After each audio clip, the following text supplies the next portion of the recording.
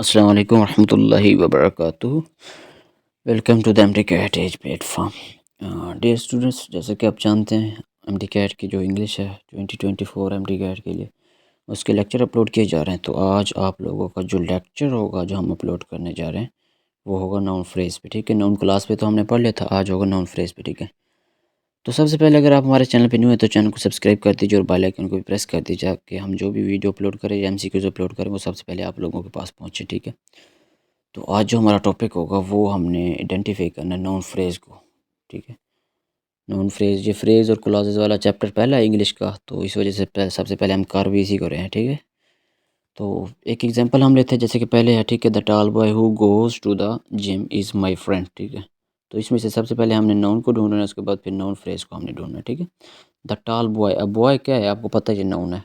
उसके बाद to the gym is my friend, अब ये जिम भी नाउन है और फ्रेंड भी क्या है, एक नाउन है। ठीक है, the tall boy who goes to the gym, अब ये क्या बन गया, ये नाउन भी दिया हुआ उसमें। ठीक है, और नाउन जो मॉडिफाई कर रहा है वो भी उसके साथ है, तो इसी वजह से ये क्या बन गया था, होल क्या बन गया था, नाउन फ्रेज़ बन गया था। अब हमने जाना नाउन फ्रेज़ क्या होते हैं। ठीक है, उसके बाद ये कैसे इनको हमने सेंटेंस में ना अप्लाई करना है। ठीक है, उसके बाद कहाँ पे हम इसको अप्लाई कर सकते हैं। ठीक है, उसके बाद फिर हमने एक्सरसाइज करनी, फिर एग्जांपल्स हमने इसकी पढ़नी। ठीक है, चलें लेट स्टार्ट करते हैं हम अपना जो लेक्चर है उसको। ठीक है, तो नॉन फ्रेज के मतलब हमने डिटेल से इंशाल्लाह पढ़ना है, तो इस लेक्चर को ना गौर से देख लीजिएगा, इंशाल्लाह आपके लिए बहुत ही बेनिफिशियल होने वाला है।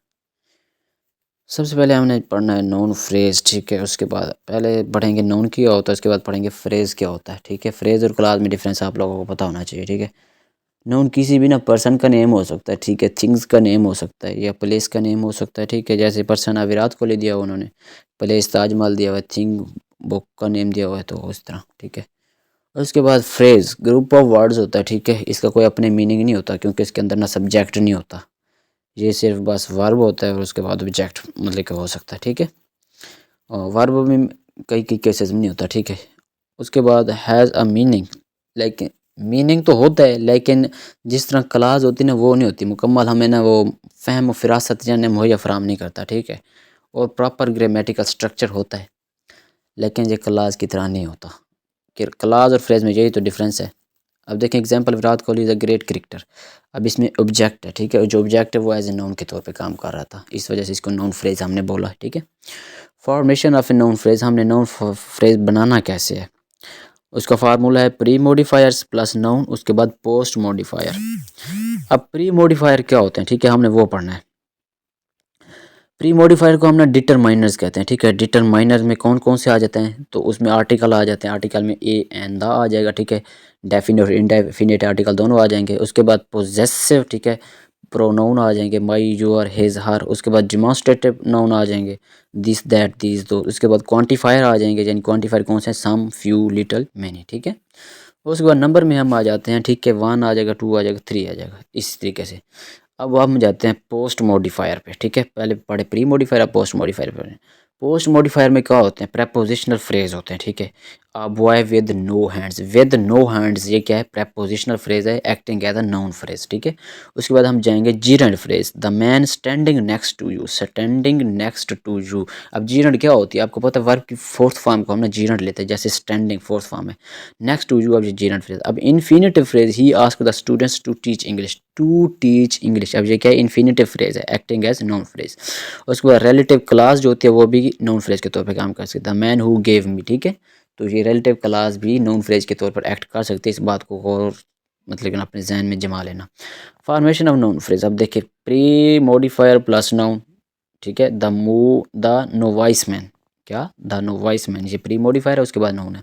अब दूसरी structure, noun plus post modifier. ठीक है, अगर प्री मॉडिफायर और नाउन आ जाए तो वो भी नाउन फ्रेज होगा, अगर नाउन और पोस्ट मॉडिफायर आ जाए तो वो भी नाउन फ्रेज होगा। ठीक है, the man spending all the money.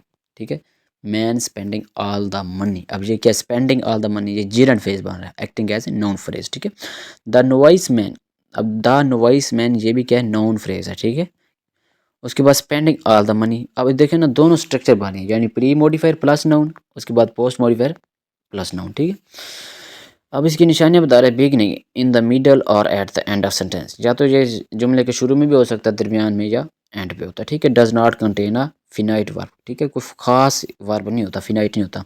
One और मोर देन वन प्री या पोस्ट मॉडिफायर हो सकते हैं, ठीक है। फंक्शन ऑफ नाउन फ्रेज कौन सा बनेगा, अब हमने वो देखना है नाउन फ्रेज के फंक्शंस, ठीक है।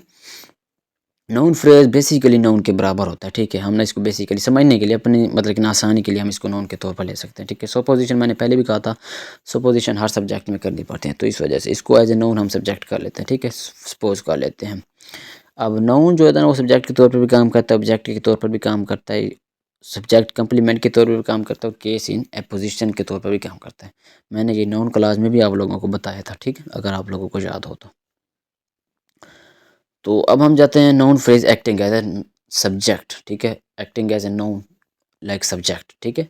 तो उसका जो है फार्मूला बन रहा है, वो कौन सा फार्मूला बन रहा है, subject plus verb plus object, ये नाउन फ्रेज बन रहा है, ठीक है। नाउन फ्रेज का फार्मूला है subject plus verb plus object, acting as a subject के तौर पर। The yellow house is for sale, the yellow house, अब ये किसके तौर पे काम कर रहा है, एज ए सब्जेक्ट, और ये हमें जो एक्सप्रेशन दे रहा है ये नाउन फ्रेज की एक्सप्रेशन दे रहा है, ठीक है। Noun phrase acting as a object, अब ऑब्जेक्ट के तौर पर आ गया दूसरा स्टेप, ठीक है। तो अब हमने वो देखना कि ये ऑब्जेक्ट के तौर पर कैसे काम करेगा, या object as a noun phrase के तौर पर कैसे काम करेगा, कब करेगा, ठीक है। तो ऑब्जेक्ट टू वर्ब एग्रीमेंट, ठीक है, subject to verb plus object. अब इसकी example Rohit wanted a skateboard, ठीक है, ये आप लोगों के सामने पिक्चर भी बनाई गया। अब object to verb wanted a skateboard, ठीक है, ये ऑब्जेक्ट टू वर्ब था। अब हमने देखना ऑब्जेक्ट टू प्रेपोजिशन, ठीक है, ऑब्जेक्ट का तो लोग किसके साथ होगा, प्रेपोजिशन के साथ होगा, और फार्मूला क्या है, subject verb plus first person होगा, ठीक है, उसके बाद प्रेपोजिशन, उसके बाद ऑब्जेक्ट होगा, ठीक है। Rohit rode on a skateboard, on क्या है, प्रेपोजिशन है, आ स्केट बोर्ड के, अब ये ऑब्जेक्ट है, तो इस वजह से कहा था प्रेपोजिशन टू ऑब्जेक्ट या ऑब्जेक्ट टू प्रेपोजिशन एग्रीमेंट, ठीक है। अब इनडायरेक्ट ऑब्जेक्ट मैंने आपको बताया था, जो लिविंग थिंग होती हैं वो सब की सब, अगर दो ऑब्जेक्ट्स हैं ना तो उसमें जो लिविंग थिंग होगी वो इनडायरेक्ट ऑब्जेक्ट बन जाएगा, ठीक है। तो ये देखिए, Rohit gave the little boy a skateboard, अब जो लिटिल बॉय है लिविंग थिंग है, वो लिविंग थिंग है, तो इस वजह से ये इंटरेक्ट ऑब्जेक्ट है, और स्केट बोर्ड ये नॉन लिविंग थिंग है, तो ये क्या बन जाएगा, डायरेक्ट ऑब्जेक्ट बन जाएगा ये, ठीक है। और इसका फार्मूला भी ऊपर दिया गया है। Noun phrase act as a subject complement के तौर पर ये कब काम करता है, ठीक है। सबसे पहले आप लोगों को पता होना चाहिए सब्जेक्ट कंप्लीमेंट क्या होता है, ठीक है। ये ना एक लिंकिंग वर्ब को फॉलो करता है, ठीक है, उसकी पैरवी करता है, उसके पीछे पीछे चलता है, ठीक है। और ये किसको बयान करता है, सब्जेक्ट को बयान करता है, सब्जेक्ट के मतलब हमें मुकम्मल इन्फॉर्मेशन देता है, कंप्लीमेंट, ठीक है। तो मतलब लागू करना होता है इस चीज़ को। अब इसका फार्मूला है subject plus verb plus subject complement. आयशिसा इज़ एन एक्सीलेंट टीचर, ठीक है। अब ये सब्जेक्ट कंप्लीमेंट के तौर पर, अब इज़ एन एक्सीलेंट टीचर बता रहा था ना, मुकम्मल उसकी इन्फॉर्मेशन दे रहा था, इस वजह से। अब noun phrase acting as case in apposition, अब हमने वो पढ़ना है, सब्जेक्ट प्लस सब्जेक्ट वन, उसके बाद वर्ब प्लस उसके बाद क्या आ जाएगा, ऑब्जेक्ट। अब सब्जेक्ट वन जो है ना वो नाउन फ्रेज के तौर पे काम करेगा। The living room the biggest room in the house looks out on to a beautiful garden, the biggest room in the house, the living room को बयान करा ना, लिविंग रूम पहला है, ठीक है, सब्जेक्ट है, और उसके बाद सब्जेक्ट वन जो है ना, the biggest room in the house, ये सब्जेक्ट वन है, ठीक है, क्योंकि ये उसके मतलब हमें इन्फॉर्मेशन दे रहा है, केस इन एपोजिशन, ठीक है। वो मैंने बताया था आप लोगों को रिलेटिव क्लास में, कोमे के अंदर वाली जो होती है ना वो हमें बयान करते हैं, उसके मतलब इन्फॉर्मेशन देते हैं, ठीक है। तो ये थे नॉन फ्रेज के ना फंक्शन थे, ये किसी कैसे काम करता है, ठीक है। आपको हमने बता दिया सब्जेक्ट ऑब्जेक्ट सब्जेक्ट कंप्लीमेंट और केस इन एपोजिशन के तौर पे काम करता है। तो अब हमारा जो काम रहता है वो है एक्सरसाइज करना, ठीक है। आप लोगों को ना ये दिए जाएंगे एग्जाम्पल, आपने सिर्फ आइडेंटिफाई करना है नॉन कौन सा है, नॉन फ्रेज कौन सा है, तो ये आप लोगों ने सेलेक्ट करना है, ठीक है। और सब्जेक्ट टू वर्ब वाला देखना है, उसके बाद आपने आइडेंटिफाई करना है सब्जेक्ट ऑब्जेक्ट करना है, सब्जेक्ट कंप्लीमेंट और केस इन एपोजिशन, यानी जो चार फंक्शन जो मैंने पढ़े हैं आपने वो आइडेंटिफाई करने के, उनमें से कौन कौन सा लागू हो रहा है, ठीक है। ये आपके पास एग्जांपल है, the colourful palette is flying fast, दूसरी example I want a new laptop, तीसरी AJ is an amazing painter, उसके बाद चौथी Timothy their youngest child is very musical, ठीक है। वीडियो को पॉज कीजिए और इस पर ना गौर कीजिए, अगर आपको कमेंट्स में बताना है जो आप तो बता दीजिएगा, वरना अपने पास रख लीजिएगा, ठीक है। तो हम ना इसकी रिवीजन कर लेते हैं मामूल की तरह। फर्स्ट हमने पढ़ा था नाउन फ्रेज, मतलब कि नाउन पढ़ा था, उसके बाद फ्रेज, हम दोनों में डिफरेंस देखा था, ठीक है, ये क्या होते हैं। नाउन में प्लेस हो गया, पर्सन हो गया, आइडियाज़ वगैरह आ जाते थे। देन नेक्स्ट हमने पढ़ा था formation of noun phrase, noun phrase को कैसे हम ना बना सकते हैं, ठीक है, उसकी स्ट्रक्चर हमने देखी थी। प्री मॉडिफायर प्लस नाउन, ये भी नाउन फ्रेज है। पोस्ट मॉडिफायर प्लस नाउन, ये भी नाउन फ्रेज के तौर पर हम करते हैं। उसके बाद हमने प्री मॉडिफायर देखे थे, उसके बाद पोस्ट मॉडिफायर हमने देखे थे, ठीक है। ये सारे के सारे आप लोगों के सामने, preposition phrase, gerund phrase, relative etcetera, ठीक है। उसके बाद हमने नाउन फ्रेज का देखा था ये फंक्शन कैसे काम करता है, ठीक है, वो भी आप लोगों के सामने चार केस हमने बताए थे। Noun phrase as acting subject, उसके बाद एक्टिंग एज ए ऑब्जेक्ट, उसके बाद noun phrase acting as a subject complement के तौर पर भी काम करता है, ठीक है। उसके बाद फिर नाउन फ्रेज मतलब कि ना किसके अंदर as a case in apposition, यानी हमें ज़्यादा एक्स्ट्रा इन्फॉर्मेशन फ्राहम करता है एक चीज़ द लिविंग रूम जिसमें बताया गया था। फाइनली फिर हमने एक्सरसाइज की थी, तो एक्सरसाइज में 4 क्वेश्चन दिए थे, तो आप लोगों को आई थिंक समझ आ चुके होंगे। Thanks for watching this video. अगर वीडियो अच्छी लगे तो वीडियो को लाइक कर दीजिएगा और दोस्तों के साथ ज़रूर शेयर कीजिएगा। चैनल को भी सब्सक्राइब कर दीजिएगा। जज़ाकल्लाह।